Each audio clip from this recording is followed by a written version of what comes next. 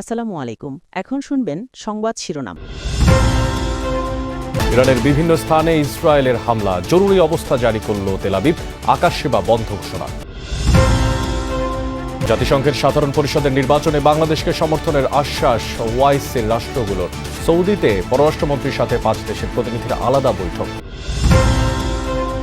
নরসিংদীর ধর্ষণ মামলায় প্রধান আসামি ভারতে পালিয়ে যাওয়ার চেষ্টা করেছিল, জড়িতদের আশ্রয় দিলে তাদের বিরুদ্ধে ব্যবস্থার হুঁশিয়ারি আইনমন্ত্রীর।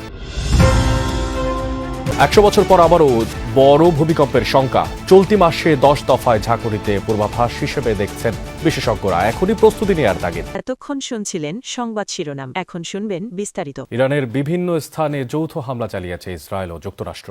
শনিবার স্থানীয় সময় সকাল 10টা নাগাদ চালানো হয় ক্ষেপণাস্ত্র হামলা। রাজধানী তেহরান সহ দেশটির বিভিন্ন স্থানে ছোড়া হয় মিসাইল।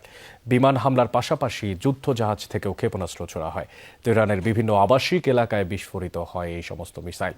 ধোঁয়ার কুণ্ডলি উঠতে থাকে বেশ কয়েকটি এলাকায়। এরই মধ্যে হামলার তথ্য নিশ্চিত করেছে ইসরায়েলের সামরিক বাহিনী আইডিএফ। মার্কিন কর্মকর্তার বরাত দিয়ে আল জাজিরাকে জানানো হয়েছে, ইসরায়েলের সাথে যৌথভাবে অভিযানে অংশ নিয়েছে যুক্তরাষ্ট্র। পাল্টা হামলার আশঙ্কায় এরই মধ্যে নিজ দেশের নাগরিকদের নিরাপদ স্থানে সরিয়ে নেয়ার নির্দেশ দিয়েছে নেতানিয়াহু প্রশাসন। দেশ জুড়ে বাজানো হচ্ছে সতর্কতা সাইরেন। অবশ্য এখনও ইরানের পক্ষ থেকে হামলার বিষয়ে কোনো প্রতিক্রিয়া পাওয়া যায়নি, জানা যায়নি ক্ষয়ক্ষতির কিংবা হতাহতের তথ্য। যে হামলাটা আজকে হয়েছে সেটি কিছুক্ষণ আগের যেটি আমাদের গণমাধ্যমে এসেছে। আসলে এখন পর্যন্ত এখানে স্থানীয় যারা আছে, অর্থাৎ এখানে স্থানীয় যে কর্তৃপক্ষ আছে তাদের কাছ থেকে এখন পর্যন্ত আমরা কোনো নির্দেশনা এখন পর্যন্ত পাইনি। এবং আমাদের যারা প্রবাসী বাংলাদেশি আছে তারা হয়তো বিভিন্ন সোশ্যাল মিডিয়া সহ বিভিন্ন জায়গাতে তারা দেখতে পাচ্ছে যে এইখানকার স্থানীয় যে প্রশাসন আছে তারা এখন পর্যন্ত কি প্রস্তুতি নেই সেটি তারা এইখানে তাদের নাগরিকদেরকে জানাবে। জাতিসংঘের সাধারণ পরিষদ নির্বাচনে বাংলাদেশকে সমর্থনের আশ্বাস দিয়েছে ওআইসিভুক্ত বিভিন্ন দেশ। সৌদি আরব সফর শেষে দেশে ফিরে সাংবাদিকদের এই কথা জানান পররাষ্ট্রমন্ত্রী ডক্টর খলিলুর রহমান। সফরকালে ওআইসি বৈঠকের পাশাপাশি মোট 5টি দেশের প্রতিনিধিদের সাথে আলাদাভাবে বৈঠক করেন পররাষ্ট্রমন্ত্রী। আর এই সব বৈঠকে পারস্পরিক যে দ্বিপাক্ষিক সম্পর্ক তা আরও জোরদারের বিষয়ে ফলপ্রসূ আলোচনা হয়েছে। আগামী জুন মাসে অনুষ্ঠিতব্য জাতিসংঘ সাধারণ পরিষদের অধিবেশনে সভাপতি পদে লড়বে বাংলাদেশ। প্রতিদ্বন্দ্বিতা হবে সাইপ্রাসের সাথে। এরই মধ্যে জাতিসংঘ সাধারণ পরিষদের সভাপতি পদে বাংলাদেশের প্রার্থিতা ঘিরে শুরু হয়েছে জোর কূটনৈতিক তৎপরতা। সৌদি আরব সফর শেষে ঢাকায় ফিরে পররাষ্ট্রমন্ত্রী ডক্টর খলিলুর রহমান জানালেন, ওআইসিভুক্ত দেশগুলো সমর্থন দেবে বাংলাদেশকে। সৌদি আরবে ওআইসির বৈঠকে অংশ নেন ডক্টর খলিলুর রহমান। বাংলাদেশ আশা করছে মুসলিম বিশ্বের এই ঐক্যবদ্ধ সমর্থন আন্তর্জাতিক অঙ্গনে কূটনৈতিক অবস্থানকে আরও শক্তিশালী করবে। ফিলিস্তিন ইস্যুতেও বাংলাদেশের অবস্থান পুনর্ব্যক্ত করেন পররাষ্ট্রমন্ত্রী। জানান, ওআইসি বৈঠকে ইসরায়েলের সাম্প্রতিক ভূমি সংক্রান্ত আইনের কড়া সমালোচনাও করেছে বাংলাদেশ। আফগানিস্তান ও পাকিস্তানের মধ্যে বাড়তে থাকা উত্তেজনা নিয়েও উদ্বেগ প্রকাশ করেন বাংলাদেশের পররাষ্ট্রমন্ত্রী। সরকার গঠনের পর শীর্ষ কোনো মন্ত্রীর এটিই ছিল প্রথম বিদেশ সফর। পররাষ্ট্রমন্ত্রীর সফর সঙ্গী ছিলেন প্রধানমন্ত্রীর পররাষ্ট্র মন্ত্রণালয় বিষয়ক উপদেষ্টা হুমায়ুন কবির। নরসিংদীর মাধবদীতে তরুণীকে সংঘবদ্ধ ধর্ষণ ও হত্যা মামলার প্রধান আসামি গ্রেফতারের পর সংবাদ সম্মেলন করেছে পুলিশ সুপার।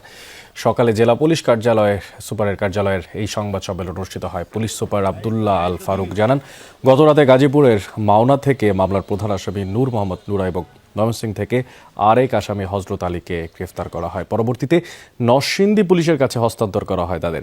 মেডিকেল রিপোর্ট পাওয়ার পর হত্যাকাণ্ডে জড়িতদের অপরাধের ধরন নিশ্চিত হওয়া যাবে বলেও জানিয়েছেন পুলিশ সুপার। এদিকে প্রাথমিক জবানবন্দিতে ভারতে পালিয়ে যেতে চেষ্টার কথা জানিয়েছে আসামি নুরা। এর আগে সপ্তাহ দুয়েক আগে ভুক্তভোগী তরুণীকে স্থানীয় বখাটে নুরার নেতৃত্বে সংঘবদ্ধ ধর্ষণ করে 6 জন। পরবর্তীতে গত বুধবার ওই তরুণীকে তুলে নিয়ে যায় তারা। পরদিন তার মরদেহ উদ্ধার করে পুলিশ। পরে বৃহস্পতিবার 9 জনকে আসামি করে মামলা করে ভুক্তভোগীর পরিবার। এ ঘটনায় এখন পর্যন্ত 7 জনকে গ্রেফতার করা হয়েছে। নরসিংদীর ধর্ষণ মামলায় জড়িতদের কেউ আশ্রয় দিলে তাদের শেকড় ধরে উপড়ে ফেলা হবে, এমনটাই বলেছেন আইনমন্ত্রী মোহাম্মদ আসাদুজ্জামান। সকালে ঝিনাইদহ জেলা প্রশাসকের কার্যালয়ে এক মতবিনিময় সভায় অংশ নেন তিনি। এ সময় মন্ত্রী বলেন, সংসদের প্রথম অধিবেশনে প্রথম দিনই অন্তর্বর্তীকালীন সরকারের সময় সাংবিধানিকভাবে যতগুলো অধ্যাদেশ হয়েছে সবগুলোই বিল আকারে সংসদে পেশ করা হবে। মামলার জট বাংলাদেশে একটা প্রকট সমস্যা, তার নিরসনে যা করা প্রয়োজন সেই ব্যবস্থা নেওয়া হবে। সভায় প্রশাসনিক কর্মকর্তা সহ আরও অনেকে উপস্থিত ছিলেন। বাংলাদেশ অঞ্চলে সবশেষ 96 বছর আগে 1930 সালে সর্বোচ্চ 7 মাত্রার ভূমিকম্প হয়েছিল। আর এর আগের প্রেক্ষাপট যদি বলি তাহলে 65 বছর ভূমি তছনছ করা ভূমিকম্প হয়েছিল 6 বার। বিশেষজ্ঞরা বলছেন, নিশ্চিত কিছু বলা না গেলেও প্রায় 100 বছর পার করা ওই সমস্ত প্লেট যে কোনো সময় তীব্র ঝাঁকুনি সৃষ্টি করতে পারে।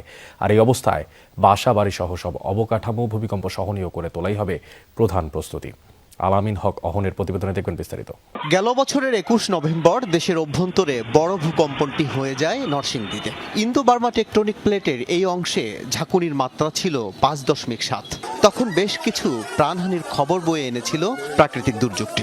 মাত্র 3 মাসের মাথায় শুক্রবার জুমার নামাজের পর 5.4 মাত্রার ভূমিকম্পে ফের কেঁপে উঠল সারা দেশ। চলতি মাস শেষ হওয়ার আগেই 10 দফা ভূকম্পন, গড়ে প্রায় 2 দিনে একটি। এমন ঘন ঘন কম্পন কি বড় সংঘবদ্ধ ধর্ষণ ও হত্যা মামলার প্রধান আসামি গ্রেফতারের পর সংবাদ সম্মেলন করেছে পুলিশ সুপার। সকালে জেলা পুলিশ সুপারের কার্যালয়ের এই সংবাদ সম্মেলন অনুষ্ঠিত হয়। পুলিশ সুপার আব্দুল্লাহ আল ফারুক জানান, গতরাতে গাজীপুরের মাওনা থেকে মামলার প্রধান আসামি নূর মোহাম্মদ নুরা এবং ময়মনসিংহ থেকে আরেক আসামি হজরত আলীকে গ্রেফতার করা হয়। পরবর্তীতে নরসিংদী পুলিশের কাছে হস্তান্তর করা হয় তাদের। মেডিকেল রিপোর্ট পাওয়ার পর হত্যাকাণ্ডে জড়িতদের অপরাধের ধরন নিশ্চিত হওয়া যাবে বলেও জানিয়েছেন পুলিশ সুপার।